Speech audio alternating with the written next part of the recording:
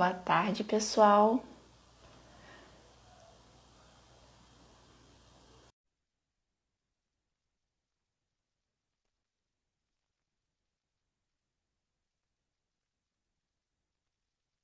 Hoje estamos iniciando a nossa última live da Semana Mundial do Meio Ambiente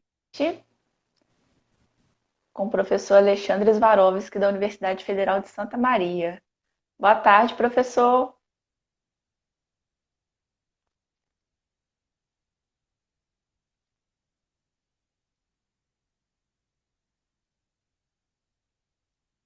Consegue me ouvir?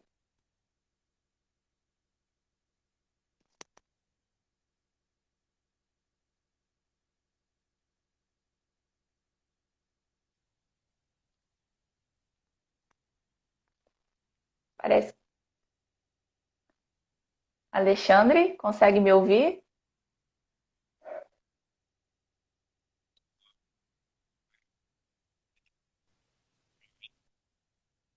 Estou te ouvindo Eu muito botei agora mal.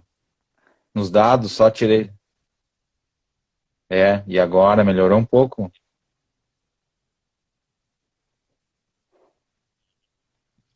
Tá ruim ainda a ligação? Está com a qualidade um pouco ruim, professor. Aí onde o senhor está, está com a conexão legal? É, eu troquei, botei na conexão Melhorou, dos melhorou. Agora dados, está só de melhor. dados. Melhorou. Então, aproveitar Melhorou? aí.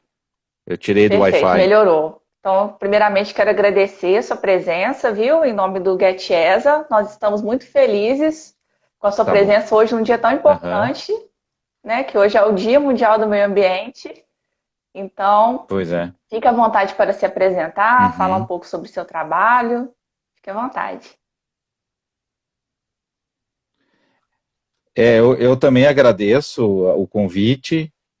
Confesso que eu, na realidade, não tenho muita experiência com esse tipo de, de palestra, de atividade. Vou pedir a compreensão de todos aí. Vou tentar fazer o possível para que a gente consiga conversar um pouco. A minha ideia não é se alongar muito, não é, ficar muito exaustiva essa palestra. Na realidade é uma conversa, né? Um bate-papo. Tu acha que precisa virar a câmera ou tá bem aí para ti? Sim, sim, Tá está dando para tranquilo te assim? entender bem. Então, agradecer mais uma vez a sua presença e avisar aí as pessoas Tá. que estão assistindo que eu vou estar aqui mediando essa live. Então, fiquem à vontade para mandar perguntas, que no final da live o professor Alexandre vai estar aí respondendo. Então, passo a palavra, fique à vontade para falar aí sobre o tema de dinâmica de água e contaminantes em bacias hidrográficas. Pois é um tema. Eu trabalho com essa disciplina na pós-graduação, né? Que é a dinâmica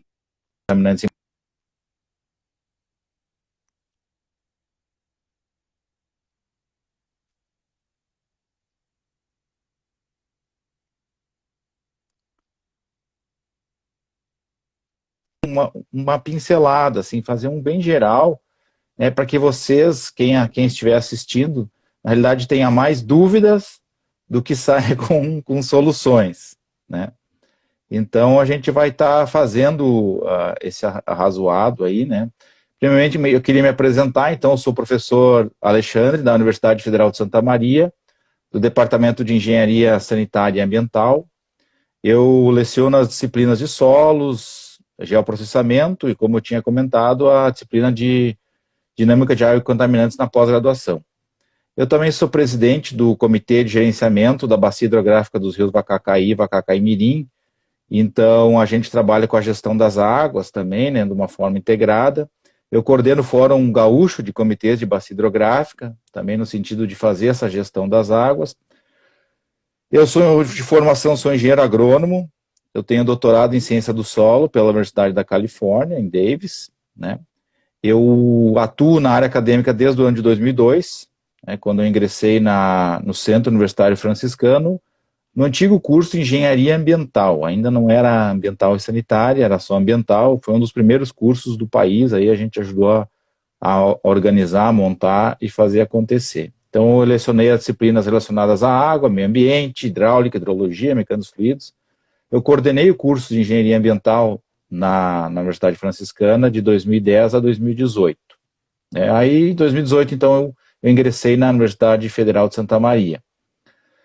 O Dia Mundial do Meio Ambiente é um dia muito especial para mim, principalmente para todos que trabalham na área ambiental, os acadêmicos, mas para mim, porque minha filha, ela nasceu no Dia Mundial do Meio Ambiente. Então, hoje ela completa 12 anos. Então, isso aí é uma alegria e uma satisfação, né? E sempre é bastante especial esse dia. Então, agradeço o convite para conversar um pouquinho com vocês aqui, especialmente por isso. Como eu comentei, essa fala vai ser uma fala bastante geral, né? E eu queria dizer que eu oriento alunos de mestrado e doutorado aqui na universidade. Então, também quem tiver interesse, depois quiser conversar com a gente, vir fazer um mestrado, doutorado, a gente está aberto aqui também. Então, em primeiro lugar, quando a gente fala em contaminante no ambiente, é importante que a gente fala do que vai carregar esse contaminante. E o meio que carrega ele é a água. Tá? Então, quando a gente fala em água, a gente tem que falar da sua distribuição, tanto espacial quanto temporal. 97%, vocês provavelmente do curso de Engenharia Ambiental sabem muito bem, ela é salgada, né? 97,5% da água é salgada. 2,5% é água doce. Desses, né, 70% desses 2,5% estão nas calotas polares e 30% estão nos aquíferos. Tá, mas e aí não fecha? Pois é. Então 0,3% dos 2,5% é a água que está nos rios, é a água que a gente acaba utilizando. Então, de toda a água disponível, disponível, modo de falar, mas de toda a água no planeta Terra, muito pouco, uma percentagem muito baixa, é uma água que a gente pode utilizar. Mas como é que essa água está distribuída? Por exemplo, no Brasil, 80% da água está na região norte, onde a gente tem 5% da população. E no Nordeste, onde a gente tem 2,3% da água, tem 30% da população. Então, veja bem, a gente tem uma importância muito grande disso quando a gente fala em contaminantes por causa da concentração. Né? Então, uma concentração maior de população com menos água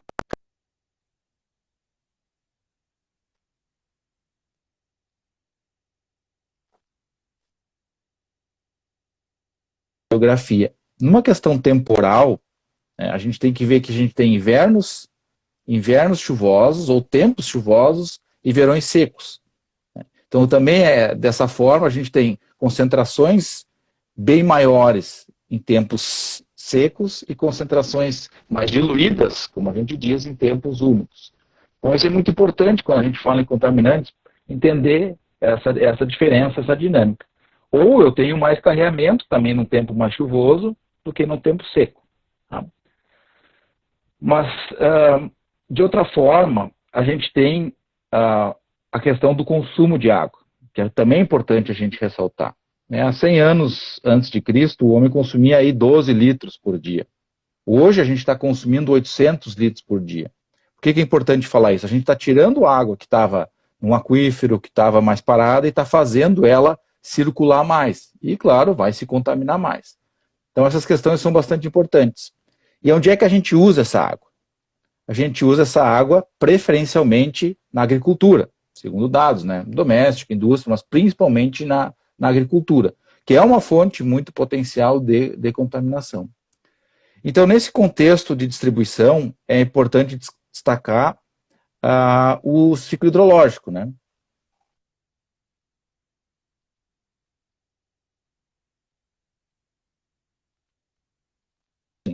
Mas o que eu queria dizer é que a água evapora e ela retorna na forma de chuva. A partir disso, ela vai percorrer vários caminhos. Ou ela vai infiltrar, ou ela vai escoar superficialmente. E esses caminhos, eles vão ser fundamentais para a contaminação. Por quê? Se ela vai escoar superficialmente, ela vai carregar, né, todo o material que está na superfície. E se ela infiltrar e passar pelo solo, ela vai ser purificada. Ou não. Ou eu posso infiltrar e ter um escoamento subsuperficial e fazer com que ela, da mesma forma, carregue algum contaminante que está em subsuperfície. Então, esse ciclo hidrológico, ele é muito importante para o entendimento da dinâmica de água e dos contaminantes. Um exemplo que eu gosto de dar fosse um gordinho segurado com uma mão só. Vem a água e carrega ele muito facilmente. Por isso que o mar é salgado, né? Então a gente faz pergunta para os alunos, sabe por que o mar é salgado? É porque o sódio é carregado muito fácil. Claro, ele é carregado para os mares, depois evapora e ele acaba ficando no mar. Então, isso tudo envolve conceitos de solo, né, argilo-minerais, capacidade de troca de cátions, textura, estrutura, todos esses conceitos que vão ser muito importantes. Claro, a gente não tem tempo aqui de falar de todos eles, assim, de uma forma mais específica, mas de uma forma mais geral, a gente entende que o solo acaba sendo um fator bastante importante. E aí, outro conceito que eu preciso trazer para vocês de uma forma rápida é o conceito de bacia hidrográfica. É por isso que a gente fala de dinâmica de água e contaminantes em bacias hidrográficas. O que é uma bacia hidrográfica? Também é um conceito assim já bastante que o pessoal entende. Mas por que a gente usa a bacia hidrográfica como uma unidade para monitorar? Porque ela concentra num único ponto, que é o seu exutório, toda a água que escoa nessa bacia. E isso para nós é fantástico, porque eu tenho nesse ponto, se eu monitoro um ponto só, eu consigo ter uma ideia do que está acontecendo nessa bacia hidrográfica, como é que está acontecendo essa dinâmica, esse panorama de contaminantes, né? Então é muito legal.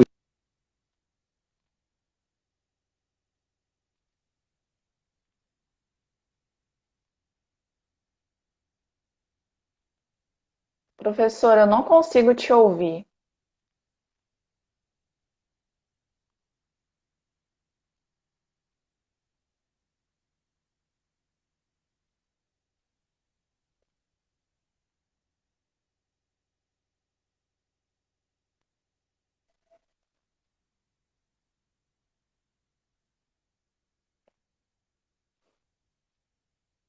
Aqui para mim está travada a imagem do professor e para vocês.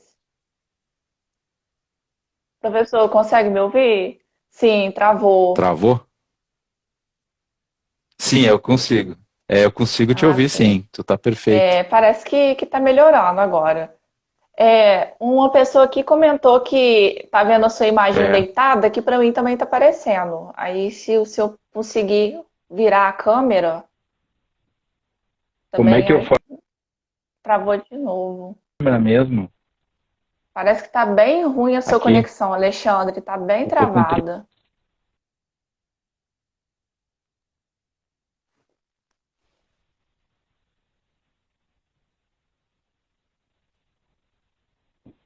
Deixa eu ver aqui como é que eu consigo. Eu tenho um tripé.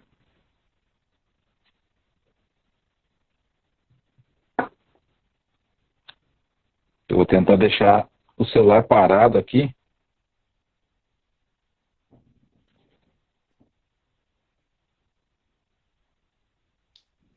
Sim, Vou eu segurar consigo te ele. ouvir. A Melhorou? imagem tá ruim, mas eu tô conseguindo te ouvir agora. Tá. Choveu, tá chovendo muito Sim, aqui. A gente sim. tá muito ruim de conexão. Choveu hoje o dia inteiro. E aí Atrapalha. Não, tá tudo ruim bem. essa Isso daí conexão. Peço acontece. desculpas aí. Tá. Vamos seguir? Como é Dá para que seguir. Tá perfeito dá para agora. seguir? Tá. Tá. Na realidade, eu estava falando da bacia hidrográfica, né? Importante do conceito de bacia hidrográfica que a gente trabalha, por causa do ponto de saída da água, que é o exutório. Então, tem um ponto de saída e a gente consegue fazer a coleta dessa água, entender como é que ela tá, como é que a gente tem os usos dentro da bacia. Tá? Aí a gente brinca, eu brinco aqui com o pessoal do comitê, na nossa bacia aqui do Vacacaí Mirim, a gente tem a montante, a gente tem uma cidade que é São Gabriel, que é bem na cabeceira da bacia, bem a montante, tá? E a jusante, a gente tem Restinga Seca, que é bem no final.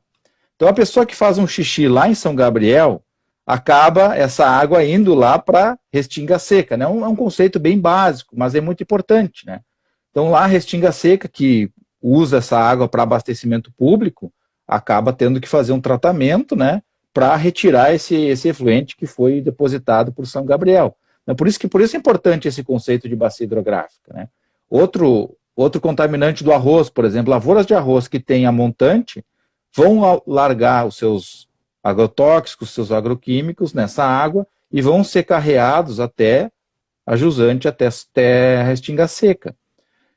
Então, restinga seca, ela precisa conversar com São Gabriel.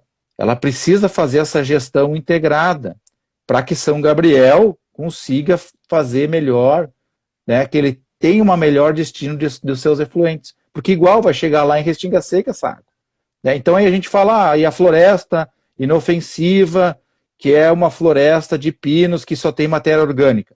Essa matéria orgânica, quando ela chega para abastecimento, essa água é tratada com cloro. Esse cloro, com a matéria orgânica, forma um produto, um byproduct, que é cancerígeno. Então, uma série de contaminantes acabam chegando a essas cidades, a população. Eu não vou citar todos eles aqui, mas o que eu queria deixar muito importante, queria deixar esse recado para vocês, é a questão da bacia hidrográfica como unidade de gestão. A gente tem que entender ela e fazer a gestão de recursos hídricos dentro da bacia. Tá? Aí a gente pode setorizar, dividir a bacia. A gente pode dividir a bacia em unidades de resposta hidrológica, os HRUs, né? Em subbacias, para tentar entender, é mais na região de Restinga, mais na região A, mais na região B, mais na região C que está vindo os coliformes fecais, está vindo seja qual contaminante que for, tá? Então, isso é bastante importante. E aí entrando um pouquinho na questão, bem rapidamente, em contaminantes, contaminante e poluente. Tá? Poluente, então, é uma substância que ela está presente em concentrações maiores que as naturais, pela atividade humana. E que tem efeito negativo no ambiente. O contaminante, ele não precisa necessariamente ter esse efeito negativo. Ele só está numa concentração acima daquela. Só que como é que eu meço esse efeito negativo? Né? Por exemplo, a matéria orgânica não tem efeito negativo, mas quando ela entra em contato com o cloro, no momento de purificação da água, ela vai formar um produto cancerígeno. O sódio não tem efeito negativo, mas em concentrações aí acima, ele acaba fazendo problemas de salinização, então impossibilitando a agricultura. Então, conceitos assim que às vezes a gente usa, mas acaba não entendendo. Aí a gente pode falar de microplásticos, esteroides, antibióticos, metabólitos, detergentes, né, os próprios asbestos, né, que acabou virando um grave problema ambiental. E a gente acaba não... é poluente, né? Mas vamos tentar usar um termo mais geral, um termo comum, que seria o contaminante, tá? Então, assim, eu tinha te falado para ser bem rápido, vou pedir desculpas, assim, eu não tenho muita prática aqui, principalmente que a gente usa sempre PowerPoint, imagens, né? Mas eu queria finalizar dizer que a gente precisa estudar, a gente precisa monitorar, a gente não tem monitorado recursos hídricos, muito pouco. O pessoal que estuda a gestão acaba indo para a modelagem, porque é mais fácil. A gente não tem recurso quase para fazer esse tipo de estudo. Tá? A gente precisa entender o que está acontecendo, e só com o monitoramento. E a bacia hidrográfica é a unidade de monitoramento. E aí a gente entendendo o fluxo de água nessa bacia hidrográfica, a gente vai entender como é que é a dinâmica desse contaminante. Será que eu vou ter um fluxo preferencial subsuperficial ou um fluxo superficial? Que tipo de fluxo preferencial eu tenho na minha bacia hidrográfica? Isso vai influenciar enormemente. Né? A primeira chuva que vai dar, ela vai levar o quê? Ela vai levar água em subsuperfície ou superfície? Tá, mas se for uma chuva com uma intensidade muito alta, eu vou ter escoamento superficial ou escoamento subsuperficial? Tá? Então, tudo isso, né, a gente tenta estudar aqui e trabalhar. E eu queria trazer um pouco dessas questões para vocês, de uma forma rápida. E aí eu fico mais assim para questionamentos, tá? Agradeço de novo o convite. Queria fazer essa fala mais breve aqui para não exaurir muito. Desculpa pela internet aí, que está um pouco ruim, mas eu fico aberto aí para questionamentos. Pessoal, quem tiver alguma dúvida, Tá? vai mandando aí, porque a nossa live aí está previsto ter 1 hora de duração, então ainda temos um tempinho. Temos uma pergunta já, professor, do Pedro. Ele pergunta assim: Quando falamos da Opa. gestão de bacias hidrográficas, quão importante é monitorar bacias menores?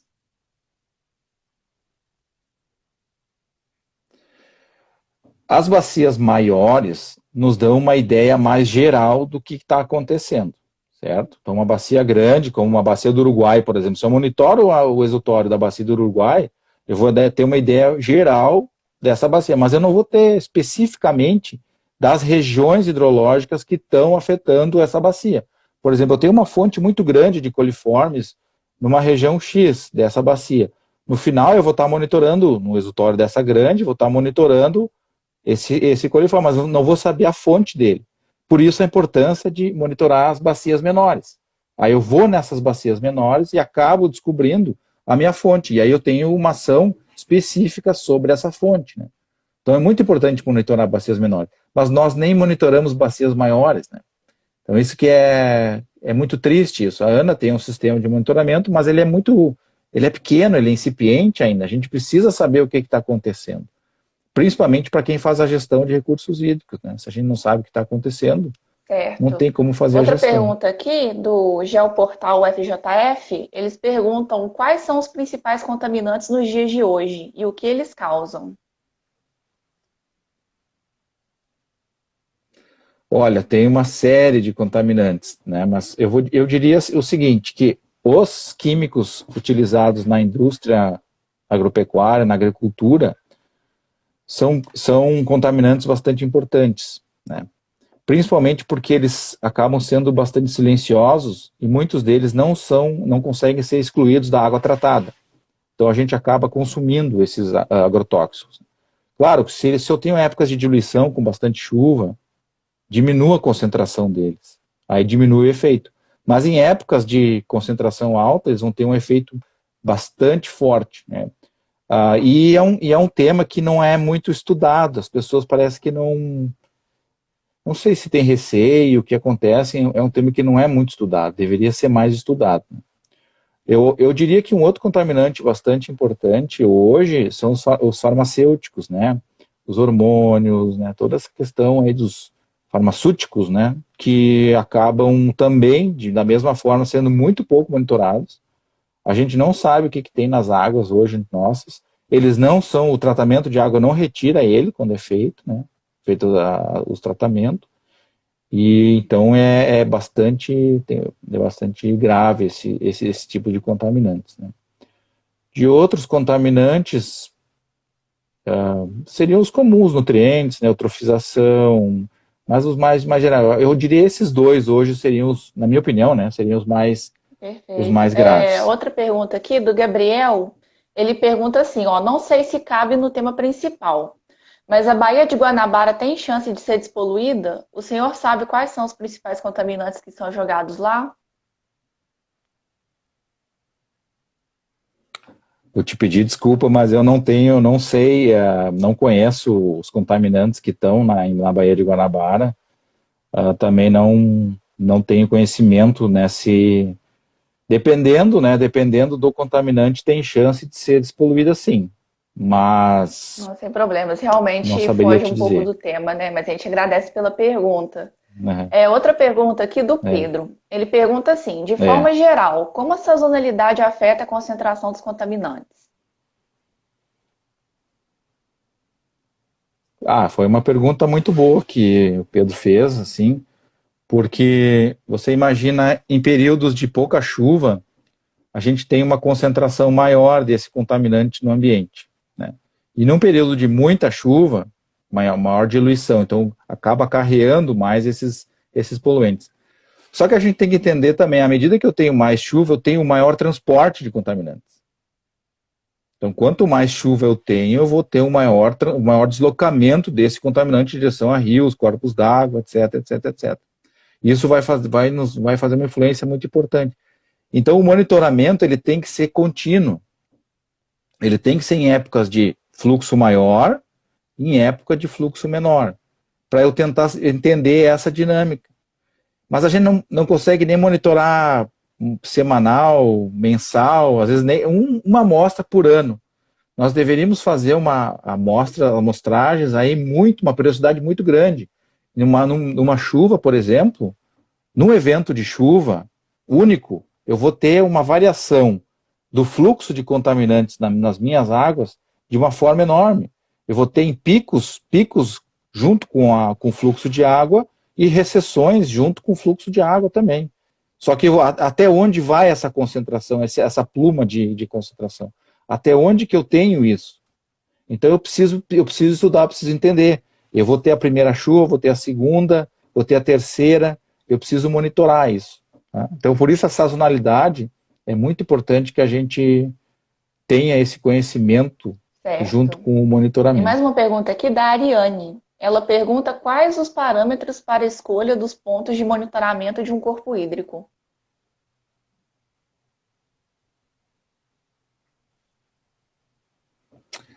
Quais Quais os os parâmetros para a parâmetros? Agora eu escolha não dos pontos entendi. de Quais os monitoramento de um parâmetros? corpo hídrico?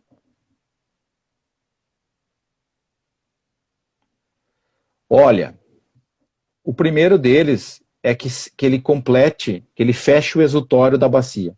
Então eu tenho uma bacia hidrográfica que eu quero monitorar. Eu preciso fazer o exutório, fechar ela, não sei se vocês me compreendem, né? Mas fazer o exutório, fechar ela num ponto específico que eu capte toda a água dessa bacia hidrográfica, que ela me interessa.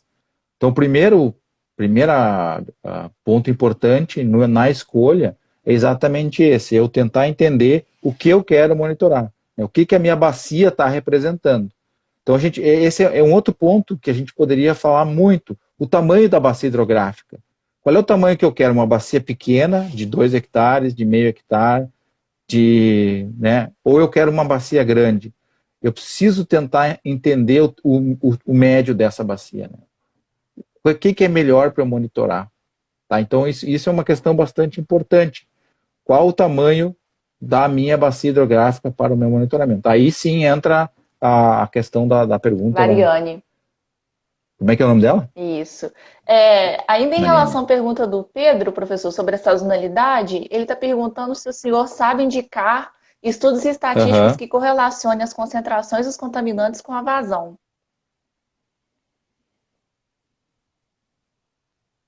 Agora sim, de cabeça, não me lembraria de nenhum estudo estatístico. O pessoal trabalha bastante com modelagem, né, com modelos, para tentar entender essa dinâmica. Eu sei que o professor Geraldo Silveira, da Universidade Federal de Santa Maria, trabalhou com esses modelos, a professora Jussara Cruz, né, então depende se pesquisar esses nomes, o professor João Batista Dias de Paiva, o pessoal do IPH, do Instituto de Pesquisas Hidráulicas, da URGS, também trabalhou com isso. Então, se procurar aí, eu acho que acaba encontrando alguma coisa. Tá? Mas assim, de cabeça não Joia. teria. Outra pergunta aqui do Vitor Hugo, ele pergunta se os metais pesados têm tendência a se dispersar e chegar a contaminar toda a bacia hidrográfica ou se são perigosos apenas em um determinado raio.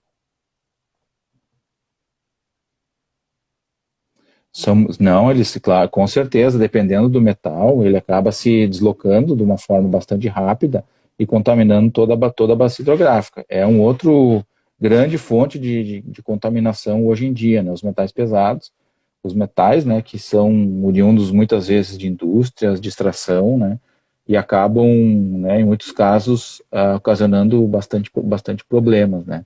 Então ele se desloca muito rápido, né, e acaba contaminando.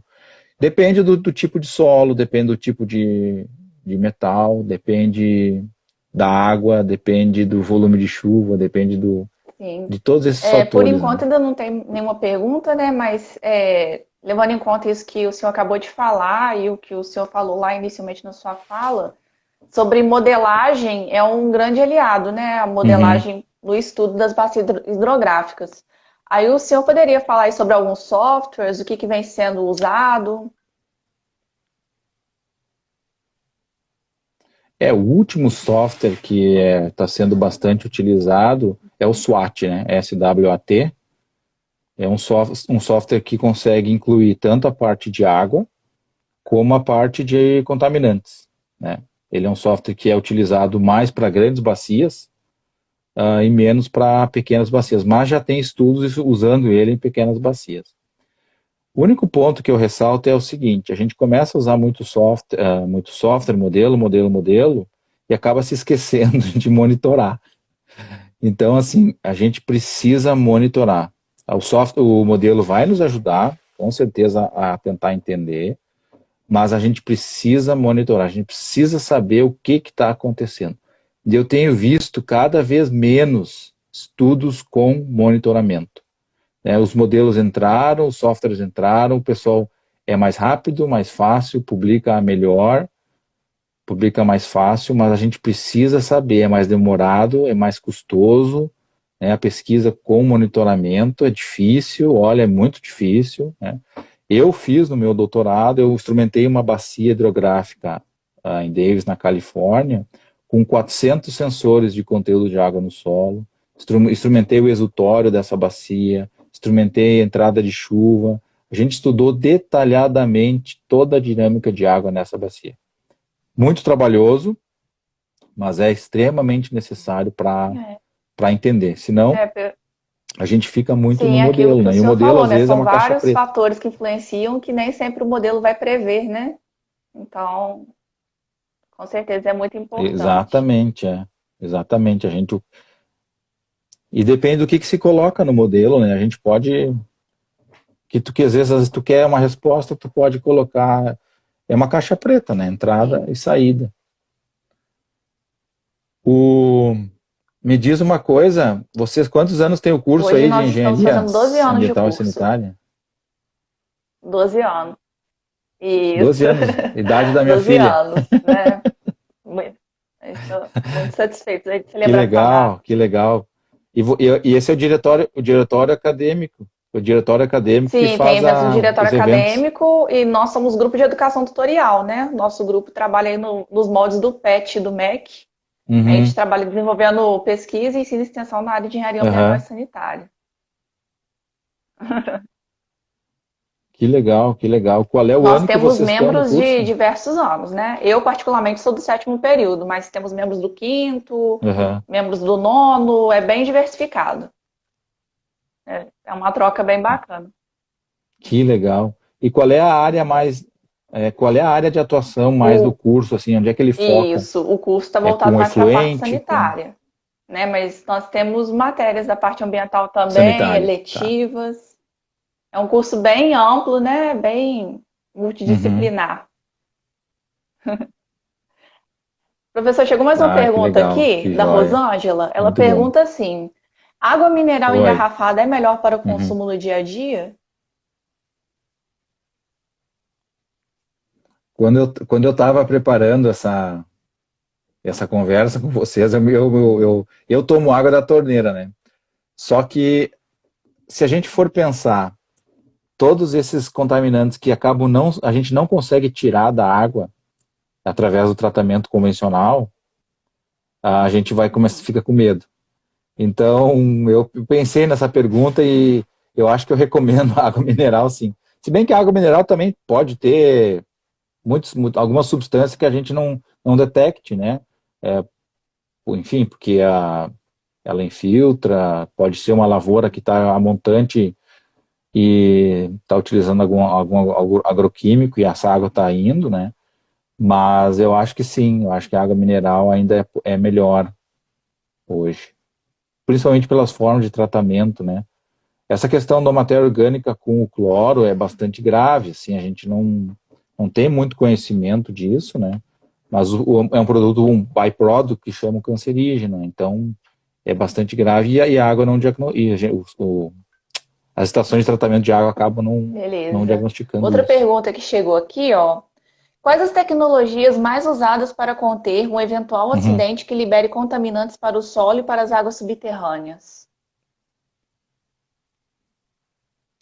É, Pode quais as repetir? tecnologias mais Falhou aqui. usadas para conter um eventual acidente que libere contaminantes para o solo e para as águas subterrâneas?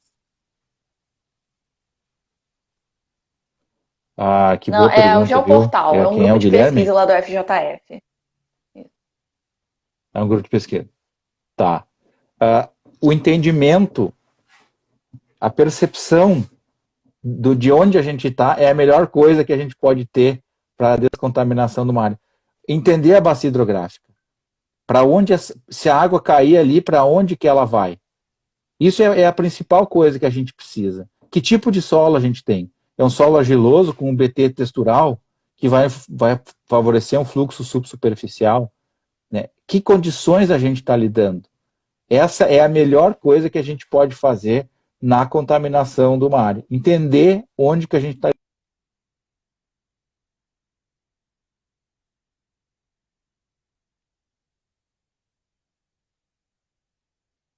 Diversas, dependendo do que eu tenho nesse ambiente.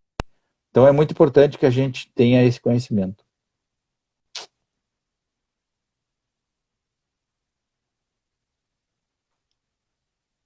Tá me ouvindo? Professor, não estou te ouvindo no momento.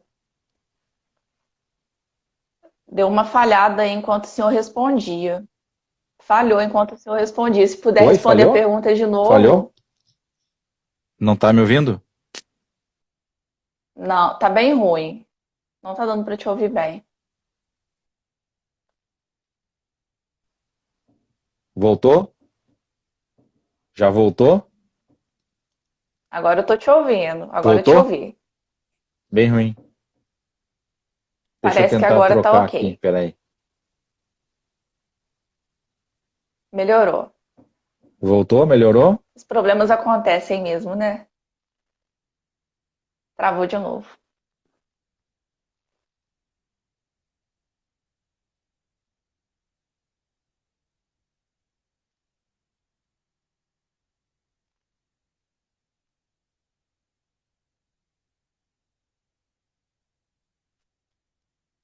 Sim, parece que voltou agora. Acho que eu tô. Pode falar um pouquinho para ver se eu tô te ouvindo? Voltou. Voltou, né? Aí eu vou pedir para o senhor Voltou? responder a última pergunta de novo, porque enquanto o senhor estava falando, travou totalmente. A principal tecnologia para a gente lidar com qualquer tipo de contaminante é o entendimento da área, entendimento da bacia hidrográfica. Que tipo de solo que a gente tem nessa bacia hidrográfica? É um solo com B textural? É um solo argiloso? É um solo arenoso? Eu tenho um lençol freático superficial que vai contaminar. Ela é uma bacia com uma declividade grande, uma bacia de declividade pequena. Onde é que eu consigo, onde é que é o exutório dessa bacia? Todo o fluxo de água acaba saindo para o exutório ou ela atinge água subterrânea? Essa é a melhor tecnologia que eu posso ter. É o entendimento da minha bacia hidrográfica. Sim. Tá? Foi ótima pergunta. Sim. Outra pergunta aqui da Rosângela. Ela pergunta, professor, como surgiu o seu interesse por essa área?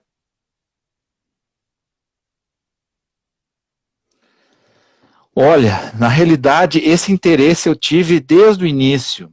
Eu trabalhei no meu mestrado com dinâmica de nutrientes na lavoura de arroz. Né? Então, o nutriente que sai da lavoura, como é que ele funciona nessa lavoura de arroz. Então, desde ali já eu tinha esse interesse com trabalhar com contaminantes, nutrientes, né? E uma coisa que eu me lembro, uma tia minha sempre falava isso, né? Os agrotóxicos, tem que entender. E assim a gente vai indo, vai estudando água, vai estudando o contaminante. E aí no meu doutorado, aí mais ainda, né? Eu recebi um bom recurso, né, para fazer o doutorado. E aí a gente conseguiu trabalhar mais a fundo, entender melhor. E então, a gente, às vezes é meio que interesse, às vezes é elevado, às vezes são coisas da vida, né?